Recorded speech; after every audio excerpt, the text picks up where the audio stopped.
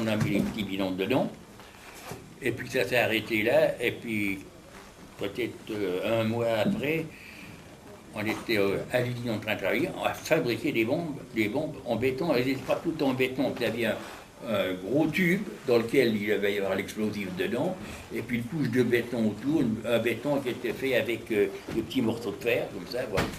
Les Allemands faisaient ça. Hein. Et un jour, il m'a dit, eh ben, tu sais, on rentre et on part. Oui, parce qu'il y avait enfin ces bidons qui avaient explosé. Pas dans le parc, mais dans les trains. Bon.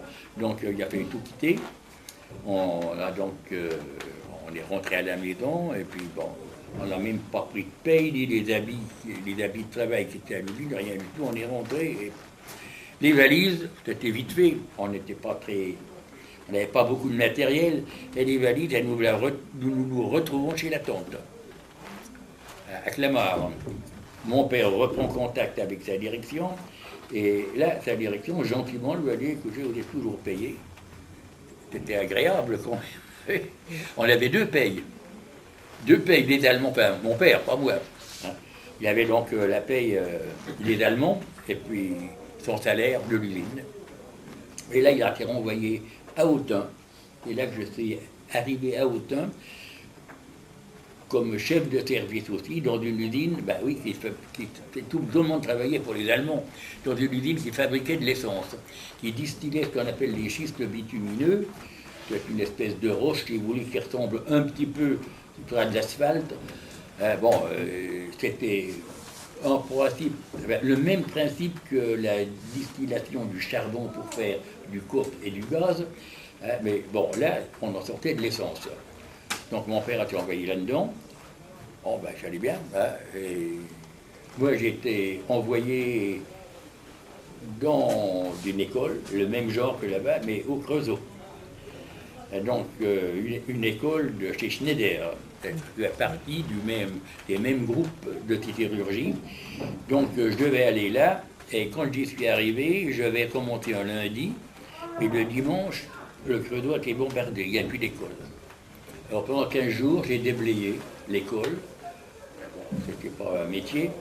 Mon père qui avait repris contact avec l'usine lui a dit, bon, ben, vous le prenez avec vous dans l'usine comme géomètre. Oh, géomètre, oui. Les premiers jours, je me suis tapé 5 km dans une galerie souterraine. Je dis, ouais, je ne vais pas vivre là-dedans, c'est pas possible. Enfin, être géomètre, hein, entendons-nous. J'avais 16 ans. Et entre-temps, j'avais vu quelque chose, en promenant dans Autun, j'avais vu Aviation Michel. Qu'est-ce que c'est que ce truc-là? Et alors, je suis allé voir avec mon père, toujours. Et on a vu un monsieur qui s'appelait d'ailleurs Monsieur Michel, et qui nous a expliqué qu'il avait une usine en Alsace, mais qu'à la déclaration de la guerre, il avait été ramené à Autun, pour être loin, parce qu'on fabriquait dans cette usine, on fabriquait des machines-outils spéciales pour usiner des moteurs d'avion et autre chose. Et quand on lui a expliqué où on était, on faisait « Ah, il y a un petit Lorrain, je le prends avec moi ». Donc je suis rentré dans cette usine, où il y avait un ingénieur qui avait un fils de mon âge, et nous avons continué des cours par correspondance sous l'égide de cet ingénieur. Bon, donc les choses se sont passées, et à ce moment-là, d'ailleurs, mon père m'avait dit, attention, maintenant, on ne bouge plus. Ça devient trop dangereux, on ne bouge plus. Donc l'histoire des bidons, tout ça, c'était terminé. Après, j'ai compris quand même, mon père en a parlé, de ce qui s'était passé. C'est que dès la débâcle, quand les Allemands ont envahi la France, évidemment, ils ont envahi les usines surtout. Donc, les propriétaires, en quelque sorte, des usines étaient dépouillés de leurs usines. C'est pourquoi il y avait une petite rébellion de leur côté. Ils s'organisaient, justement, en tant que résistance, en quelque sorte. C'était même ça. Et quand les Allemands leur ont dit, mais non, reprenez vos usines, mais vous travaillez pour nous. On leur a redonné leur usine. Ah, on était fini, maintenant on ne se rebelle plus. Donc, vous voyez, il y a une petite histoire politique là, qui s'est passée. Et puis bon, ben, donc la cantine de mon père, on ne fait plus rien, on ne bouge plus. Je reviens à la résistance, si vous voulez, c'est que quand nous sommes arrivés à l'Aveline devant Bruyères, où nous avions été bombardés, là, évidemment, il y avait la débâcle, pas seulement des civils, mais des prisonniers aussi frontés qui repartaient et qui avaient abandonné du matériel. Il y avait en particulier 2 beaux camions militaires français, tout neufs. Ils étaient arrêtés sur une petite place en pente, qui se terminait par un petit ravin. Là, alors, ça faisait, mon père dit, tant qu'on beau camion comme ça, ils vont les prendre, ils bouchaient leur tête. Je suis monté dans le camion, j'ai essayé de mettre en route, ça ne marchait pas, mais il y avait quand même encore de la batterie. Et mon père dit, tout ça tourne, batterie, les soldats ne les avaient pas laissés comme ça, ils avaient enlevé en même temps les fils électriques qui commandaient les bougies. Donc, avec la batterie, on a pu faire avancer des camions de quelques mètres. Après, ils roulaient par la pente. Et ils sont arrivés, évidemment, dans le ravin. On était contents. Donc, je voulais en quelque sorte le premier acte de résistance que j'ai fait avec mon père. C'était bénévole. La rage d'être vaincus, j'avais le cœur gros de voir tout ça, on avait envie de leur faire du mal d'ailleurs, ça a toujours été comme ça par la suite, parce que dans l'usine de l'aviation Michel, on faisait des machines qui partaient en Allemagne, dans les usines d'aviation en Allemagne. Je me souviens, c'était des machines en particulier pour tailler les pignons, faire des engrenages, et puis d'autres pour usiner les carters de moteurs d'avion. Vous savez, c'était les premières machines qu'on faisait avec plein de forêts qui partaient tout en même temps. Enfin bref, donc c'était ce genre de machines. Et les machines étaient censées partir surtout prêtes à fonctionner avec de l'huile. Parce qu'il y avait des boîtes de vitesse, comme les moteurs, vous savez, il y a toujours beaucoup d'huile dedans. Ils devaient être chargés avec leur huile. Et bon, les machines étaient posées sur des wagons pour partir en Allemagne. Il y avait 2 ou 3 machines sur un wagon avec une bâche qui la couvrait, sur des plateaux, avec une bâche qui les couvrait. Et bon, histoire de s'amuser. Vous savez, on ne se rendait pas compte à quel point les choses étaient dangereuses. Mais content de faire une vacherie, on allait vider l'huile des machines avec nos petits bidons carrés de 5 litres, on prenait 2 petits bidons, on se faufilait sous les bâches, et j'ai mieux vous dire que on ne se rendait pas compte parce qu'il y avait des soldats allemands avec un fusil sur l'épaule qui naviguaient tout le long du train. Bon, enfin, ils avaient des bottes, on les entendait bien. Alors quand ils étaient un petit peu loin, on faisait quelques pas, et puis après, on ouvrait la bombe du carter de la machine pour piquer l'huile, qui nous a bien servi après, parce qu'on donnait ça aux paysans, qui eux en manquaient, c'était de l'huile de machine, évidemment. Donc, on leur faisait des petits tours comme ça, et autre tour qu'on faisait, et là, bon, c'était, parce que l'huile, bon, c'était un petit peu, on se communiquait entre copains, on a fait ci, on a fait ça. Mais alors, chose que moi j'ai fait personnellement et qu'un autre copain a fait aussi, enfin on regardait assez secret, c'est-à-dire que dans les machines qu'on envoyait, on mettait un système, c'est-à-dire un petit sac, on avait des petits sacs en jute où il y avait des boulons dedans, mais que les sacs, quand les boulons utilisés étaient vides, on accrochait dans ces petits sacs, déjà on les remplissait de sable, on accrochait une ficelle au fond du sac. On fermait le sac en tournant beaucoup de fois, et puis on accrochait le bout dans un arbre de la machine, et quand elle serait en route, elle allait tourner lentement. Donc quand ils mettaient en Allemagne cette machine en route, la ficelle s'en tournait autour de l'arbre, ça défaisait le haut de la ficelle, puis ça remontait le sac à l'envers. Donc le sable dans les pignons, évidemment la machine ne tournait pas longtemps. Si bien qu'un jour, on a vu la Gestapo arriver qui a arrêté notre patron, M. Michel. Il nous a reproché un peu en rigolant, il dit, ah, mais là, pour vous, j'ai fait 2 mois de prison. Ah oui, nous, ça a été pire que ça, mais enfin bon. Donc voilà un petit peu, si vous voulez, il y avait autre chose aussi. Il y avait des camions qui venaient, on faisait des modifications de boîtes de vitesse sur des camions allemands. C'était d'ailleurs un brevet Michel. Et bon, les camions, quand ils repartaient, souvent, il n'avait même pas de chambre à air dans les roues de secours. Et surtout, plus d'outils de dépannage. On vidait les coffres à outils. Bon, ça a aussi duré un moment. Bon, enfin, la Gestapo est venue, ça a un petit peu fait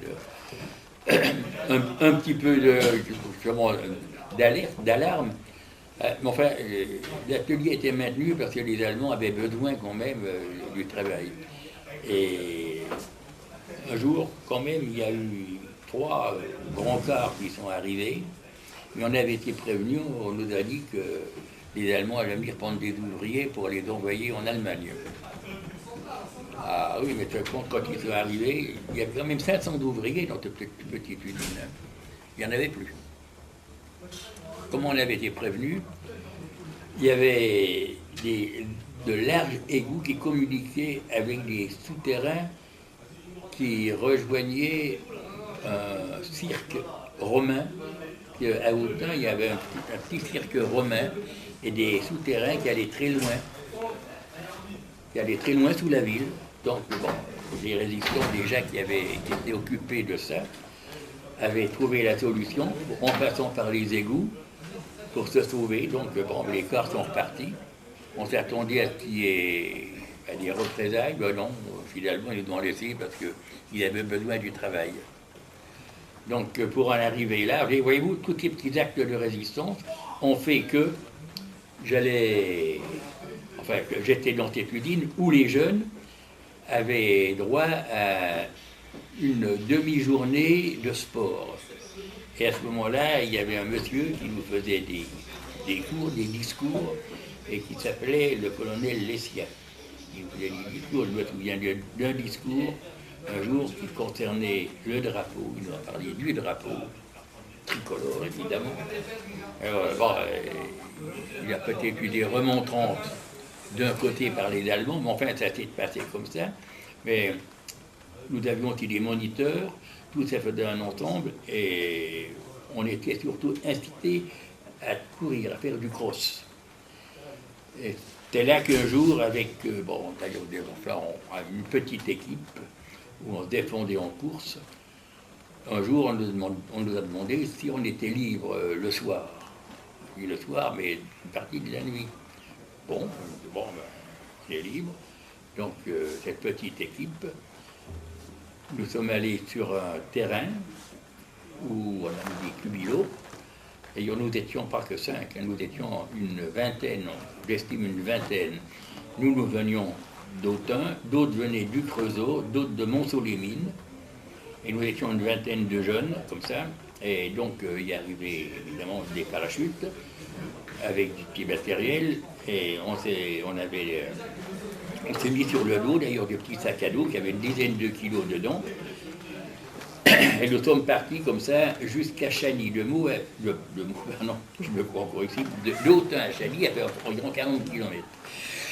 Au plat de gymnastique, pour arriver au petit jour, aux environs de Chagny, où là des artificiers attendaient pour prendre en charge le plasticage de 12 locomotives. Alors, quand ils ont eu déposé les charges sur les 12 locomotives, il leur restait 8 kilos de plastique. Je vous dis ça parce que 8 kilos de plastique, c'est quelque chose. Et ils ont repéré une grosse grue qui pouvait soulever une locomotive. C'était pas un petit engin. Ils ont placé les 8 kilos en dessous, et quand on a vu ça sauter, les locomotives ont sauté. Mais alors cette grosse grue, ça fait impressionnant de l'avoir montée en l'air, faire un demi-tour sur elle, puis retomber sur la voie. Vous voyez un petit peu le feu d'artifice. Donc, voilà, un des premiers actes assez violents que j'ai vu, mais enfin, on était quand même... on était mis en garde contre le fait de ne rien faire de trop précis, de trop dirigé contre les Allemands. Il y a eu une fois un officier allemand qui a été pris, je ne l'ai pas vu, il faut pas me le raconter, et Je ne sais pas ce qu'il voulait lui faire dire. En fait, toujours est-il qu'il a été plus ou moins maltraité, en quelque sorte, ils lui ont brûlé les pieds à la lampe à souder. Alors, j'ai mieux à vous dire que cette chose-là, eh bien, évidemment, c'était pas très bien compris, parce qu'il y avait des représailles. Monsieur Weber, on va peut-être arrêter. Oui. Et on continuera la prochaine fois. Comme vous voudrez, je vous suis. D'accord. Parce que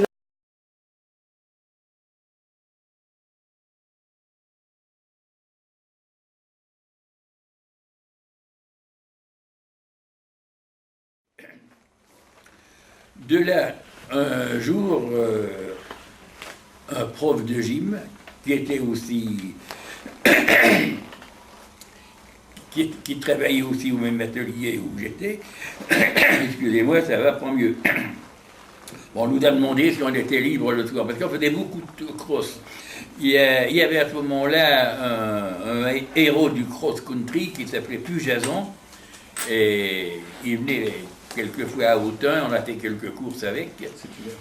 Donc, vous voyez qu'on était destinés à savoir courir. Je vous ai expliqué, je ne sais plus d'ailleurs, je mélange un petit peu, comme j'ai eu différents entretiens, ce que je vous ai expliqué, la première fois qu'on a été, pas réquisitionné, on nous a demandé si on pouvait être disponible en soirée et puis finalement toute la nuit. Et nous étions 5 copains, je vous ai montré une photo d'ailleurs que j'ai encore là, 5 copains. Bon, il faut voir d'ailleurs nos tenues à ce moment-là, vous savez, on n'était pas habillés comme vous l'êtes maintenant, on avait un peu ce qu'on pouvait. Ce que nos mamans avaient voulu nous faire comme culottes de sport, les chaussures, c'était des chaussures qu'on mettait tous les jours. Et enfin, bon, nous voilà donc partis dans la nature, dans une clairière au-dessus d'Autun, parce qu'Autun, c'était en montagne, et puis il y a des petites montagnes autour, et dans une clairière, on nous a fait disposer ce qu'on appelait des cubillots, c'est-à-dire des petits bidons de 50 litres coupés en deux, en ligne, en faisant 2 lignes comme ça, et puis arrivé un moment, on a entendu un avion qui ronronnait, on a dû les allumer, on a donc allumé ces cubillots, ça faisait donc 2 allées de cubillots qui marchaient. Les parachutes sont arrivés, ont été lâchés au-dessus, là, et bon, ordre de les ramasser, il y avait des conteneurs qui ont été vidés, ce qui était dedans était réparti, il y avait même des sacs à dos tout près. On a donc enfilé les sacs à dos, et puis bon, il y avait un directeur de marche qui nous a fait faire environ 40 km, comme on dit, de Autun à Chagny. Je ne sais pas si vous situez la ville de Chagny, c'était un nœud ferroviaire. Et là, au petit jour, nous sommes arrivés. Nous étions 5 d'Autun, mais en tout, nous étions une vingtaine, parce qu'il y a des copains qui venaient faire du Creusot et de Montsolémine. Ils étaient regroupés là. Donc, les artificiers nous attendaient.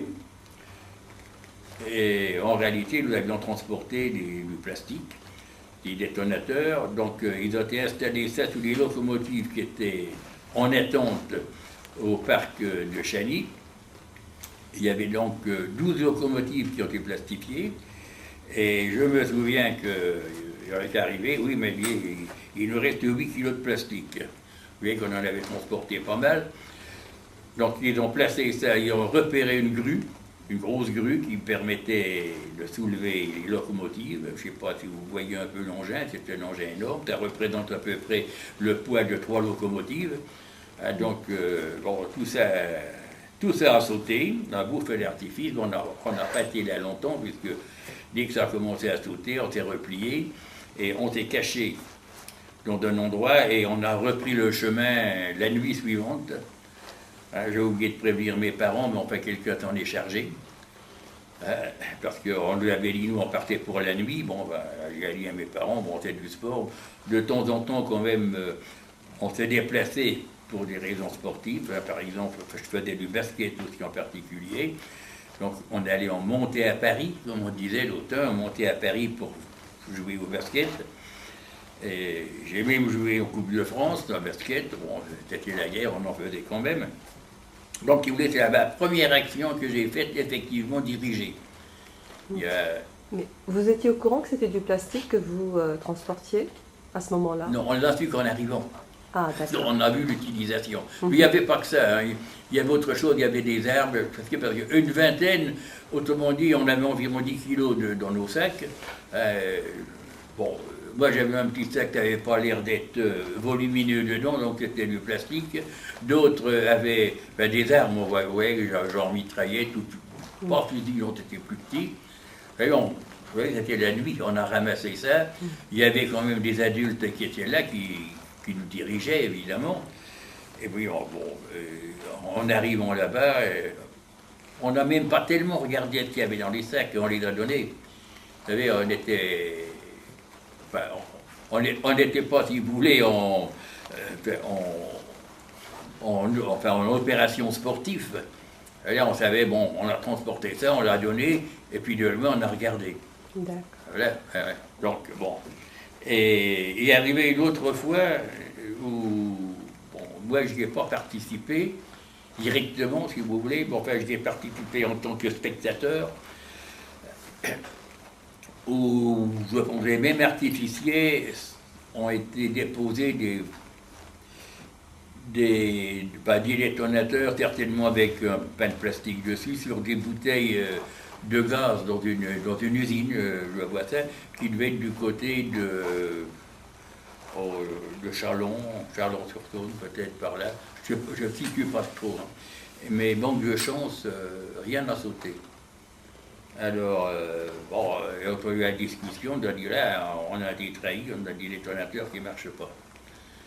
Et avant que les ouvriers arrivent à l'usine, il fait des jours déjà, ils ont eu le culot d'aller tout enlever. Et pour dire, c'est suite à faute que les ouvriers sont là. Hein. Parce qu'en réalité, voyez-vous, on ne faisait pas d'acte de terrorisme pour tuer des civils. Les civils, c'était nous, hein, c'était en France quand même. Là. En détruire du matériel, oui. Bon, il y avait donc cette usine qui produisait du gaz pour travailler, des bouteilles de gaz. Donc, d'oxygène, non, c'était du gaz qu'il y avait là. Bon, donc ça a loupé, on voyait un petit peu dans les actions.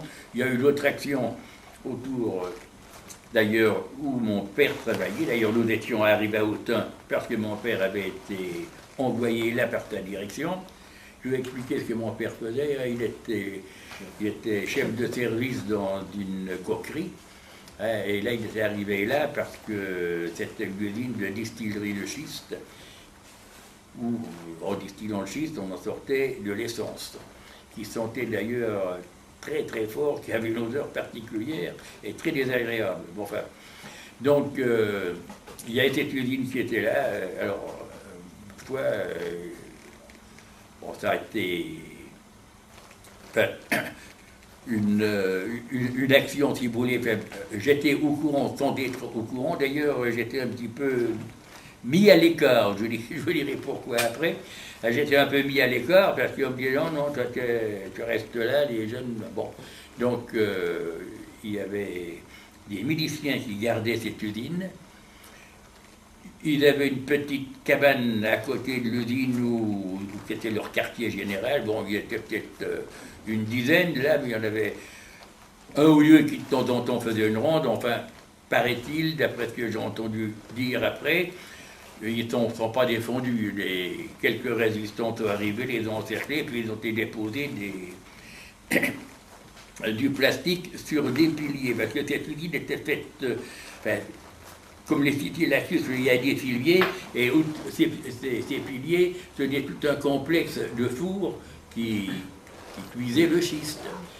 Donc, il y avait tous ces piliers en dessous. Alors, bon, oui, si on fait sauter les piliers apparemment qui étaient en briques rouges, et bon, peu de plastique d'un côté, tout va s'écrouler. Mais manque de chance, il y avait les briques, mais au milieu, il y avait de sérieux piliers en béton. Donc, ça s'est un petit peu tordu, tout ça, mais rien n'a sauté. Je vous dirai pourquoi après, parce que quand je suis rentré, je saute, si vous voulez, mais pour revenir à ça, alors mon père m'a dit, ben oui, c'est de ma faute, parce que quand ils m'ont demandé ce que c'était que les piliers, moi j'ai cru que c'était que des briques. Et donc, il était dans le gars qui m'avait dit, Vert, tu fais plus rien, on touche plus à rien, tu es trop dangereux, voilà. Ben, et bon, il était comme moi, quoi. Bon, il n'a pas été tellement déboulé, logé dans la résistance. Après, mon frère, il avait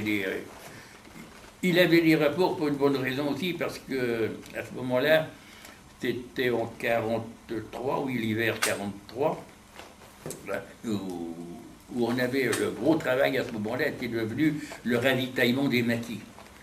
Et donc, on était une petite équipe, enfin, toujours les 5, là, hein, qui étaient appelés à faire des petites choses par-ci par-là, comme aller chez un boulanger dans la nuit. On allait dévaliser un boulanger qui nous attendait avec plein de pain. Et puis dès que le petit jour arrivait, il téléphonait à la gendarmerie pour dire qu'il avait été dévalisé. De ce fait, il y a quand même des choses. On avait des tickets à ce moment-là. Et pour trouver, parce que bon, ben, du pain, des pommes de terre, du vin, n'en parlons pas, c'était le pays. Mais il y avait quand même d'autres choses qu'il fallait. Alors, il y avait des gens qui avaient des accointances avec un centre de ravitaillement, dont des pistes de machin comme ça, et qui, je pense, était à Montchanin, était dans le coin. Et bon, l'épicerie, le café, tout ça, il fallait des tickets. Alors, un jour, on m'a dit, mais toi, on m'appelait même le Parisien. J'étais pas. Ben, j'avais une tante qui était à Clamart, donc enfin, bon, en parlant, elle avait dit, j'ai fait ceci, je suis allé là. Elle a dit, tu pourrais aller à Paris, telle adresse, pour chercher des tickets. Alors, bon, j'ai pris le train tout bonnement. Je suis allé à l'adresse indiquée. Il y avait un mot de passe qui était plutôt une petite histoire. Ça s'est bien passé. Et je suis reparti avec une petite valise au carton, à peu près. Je prends le métro, mais dans le métro, arrêté par les gendarmes. Alors, je sortais du métro, d'ailleurs. Je montais l'escalier dans le métro, puis là, il y a 2 gendarmes. Qu'est-ce que tu as là-dedans? Parce qu'ils pistaient surtout les gens du marché noir. Ah, alors là, j'étais mal parti. Vraiment une première crainte que j'ai eue, j'ai attrapé ma valise, avec les indications que j'avais dit, j'ai dit, je ne peux pas l'ouvrir, c'est une bombe. Alors bon, donc je suis reparti, j'ai repris le train. Et puis je suis rentré avec ma petite valise, il y a plein de tickets. Je ne sais pas s'ils étaient faux ou vrais. Enfin voilà. Le genre de petite action qu'on pouvait faire, vous voyez, qu'il n'y avait rien d'acte héroïque. Bon, ça se passait comme ça. Bon, le ravitaillement, il y avait des gens qui avaient des alliances ou des commerçants qui étaient résistants, comme ce boulanger. Il y avait aussi pas un charcutier, un boucher. Un boucher, bah,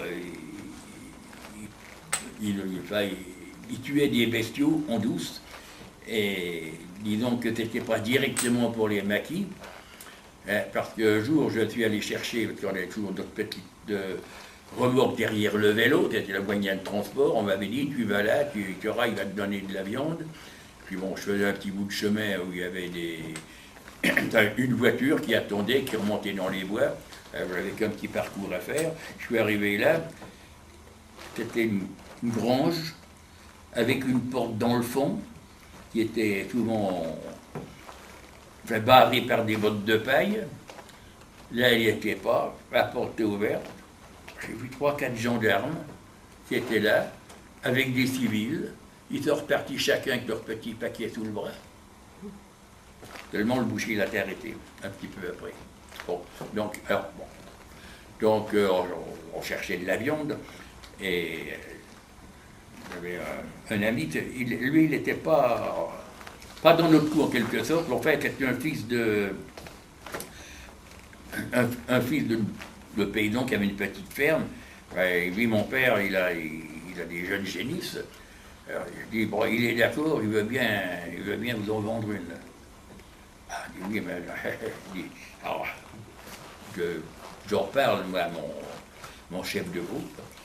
Je n'ai pas de mon chef de groupe. On règle, enfin, Il était en réalité, je suis en train de chercher, chef de groupe, mais en même temps il était militant de la TGT. Vous savez que c'était en général, tout est parti, il faut dire, de la gauche à ce moment-là. Hein.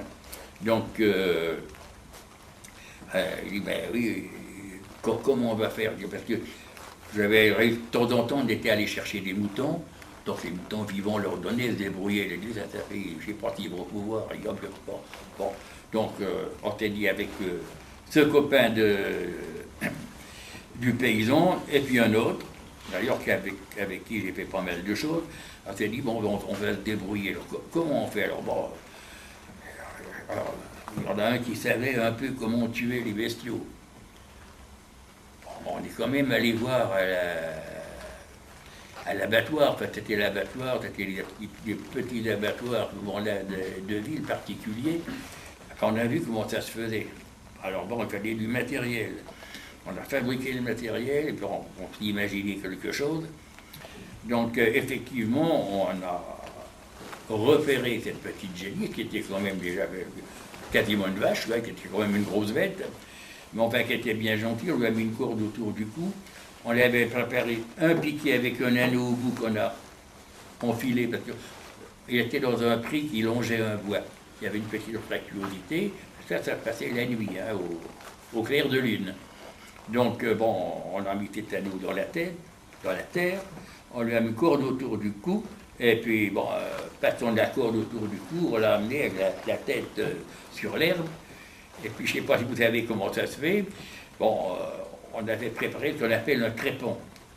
Un crépon, c'est un tube qui va servir, qui est affûté au bout, avec un manche, et puis on avait une masse sur laquelle on avait mis l'allure du chiffon pour ne pas faire de bruit. Alors, voilà comment se tuer les bestiaux. Maintenant, je crois qu'ils ont des pistolets pour faire ça, mais enfin là, tout était manuel. Bon, on lui a mis la ceinture, le crâne, on a tapé un coup dessus pour lui défoncer le crâne, pour lui faire un trou dedans. Et puis, on avait préparé, comme on l'avait vu faire, qu'on appelle un jonc. C'est une grande baguette souple, par le trou qu'on lui a fait dans le crâne, on enfile ça pour qu'elle passe dans la moelle épinière, et la bête, elle n'a pas dit, on sent rien du tout, elle a écarté les pattes, c'était fini, elle était morte. On avait bien réussi le trou, et pour des novices, on était très heureux. Mais après, c'est pas tout.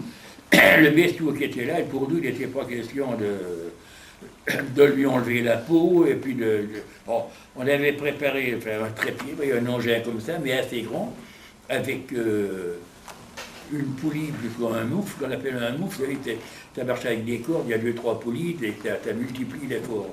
Donc on l'a attaché par les pattes, et on avait ce trépied qui était fait en tube. Et puis il y avait 2 ou 3 éléments, parce qu'il fallait que ça soit haut, on l'a monté comme ça, on lui a ouvert le ventre, on a fait un trou dans le sol pour faire descendre dedans les boyaux qu'il y avait dans le ventre, parce qu'on ne pouvait pas tout emmener.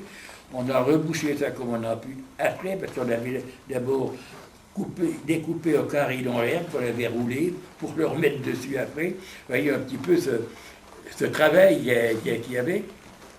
Et puis bon, bien, après on l'a carrément coupé en morceaux, parce que on avait trois petites remorques derrière notre vélo pour emmener ça. Alors, vous voyez un petit peu le genre de travail, c'était un petit peu sportif, amusement. On n'avait pas l'impression de faire des choses dangereuses. On avait plutôt peur. Vous le faisiez avec qui? Quels étaient vos compagnons? Comment ça... compagnons. Oui. Le fils du paysan, excusez-moi, le fils du paysan s'appelait son nom de famille c'est Berger, et son prénom c'était Georges Berger. Et il y en avait un autre qui était le fils du facteur, qui était André. Ah, je suis en train de chercher son nom. Bon, ça va me revenir. André. Bon, les noms, je me suis aperçu d'ailleurs, puisque je parle de ce temps-là, que j'ai du mal de retrouver les noms. C'est normal. C'est normal. Oui. D'ailleurs, je regarde, je vais montrer une petite photo, eh bien, j'arrive pas à remettre le nom sur tous. Simoneau, bon, André Vallée, c'était un gars qui faisait de la musique. Et enfin, on en reparler après si vous voulez. Il faisait de l'accordéon surtout. Et, enfin, il n'avait pas d'accordéon quand on s'est retrouvés, ou camp de concentration d'ailleurs après, puis on s'est retrouvés là-bas, mais il chantait la Perle de cristal. Et vous, ça m'est resté le nom. Il est resté, il chantait Près de cristal, il faisait ta, ouais, bon, je connais pas l'air, mais enfin. Donc voilà un peu quelques souvenirs, si vous voulez, de ses copains. Mais donc nous sommes remontés avec l'avion dans nos charrettes.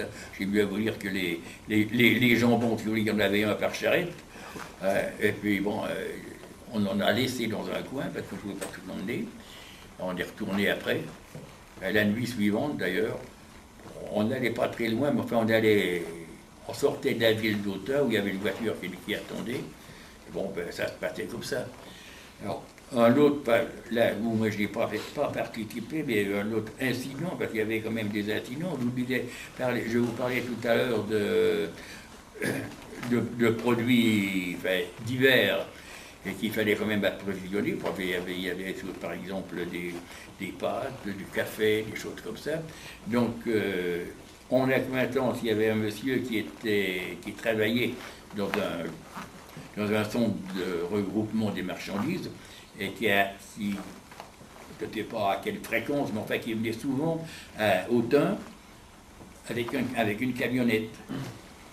Et d'ailleurs, non, pardon, ce n'était pas lui. Il y a une camionnette qui apportait à Autun, qui venait livrer à Autun les magasins d'Autun. Et il lui avait dit, eh bien, il part toujours à cette heure-là. Enfin, donc on avait, pas moi, moi j'étais pas dans le coup.